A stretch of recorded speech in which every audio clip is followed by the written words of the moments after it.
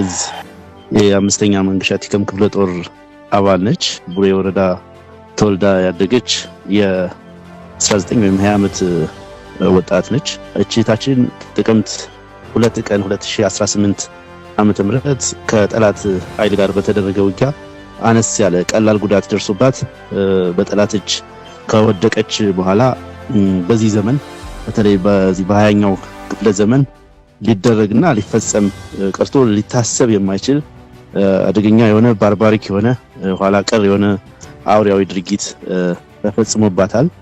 በአካሏ ላይ ከባድ የሆነ ጉዳት በማድረስ በድኗ ላይ በመጫወት አርመኒያዊ ተግባር ፈጽሟል። የብልጽግና አርመኔ ሰራዊት አማራ ሚል ንቅሳት ነበረ ቆዳዋ ላይ። እሱን በስለት ከመቅፈፋቸው ባሻገር ጡቶቿን በመቁረጥ አስፋልት ላይ ጭምር በመጣል ከዘመናት በፊት ሰው ልጅ ኋላ ቀር በነበረበት ዘመን እንኳን የማይደረጉ አሳፋሪ ድርጊት ፈጽሟል አገዛዙ።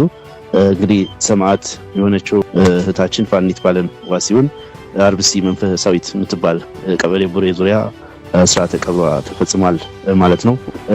ለቤተሰቦቿ፣ ለጓዶቿ፣ ለትግል አጋሮቿ መጽናናትን እመኛለሁ ማለት ነው። በወንዶች ሀገር ላይ ፈሪ ተደራጅቶ ጀግና ነኝ ይለናል። ሴት ተማሪ አግታት ድል ለአማራ ፋኖ! አማራ አንድነት እንጂ ሰብሳቢ እንጂ ፍቅር እንጂ ተንከባካቢ እንጂ ገዳይ አይደለም። ሞት አይገባውም፣ እገታ አይገባውም። ፍቅር እንጂ ሞት አይገዛውም። ፍቅር እንጂ ዱላ አይገዛውም። ፍቅር እንጂ ኃይል አይገዛውም። ኃይል አይገዛውም። አንድ አማራ ለሁሉም አማራ፣ ሁሉም አማራ ለአንድ አማራ። መንግስት በራሱ ሊያፍር ይገባል።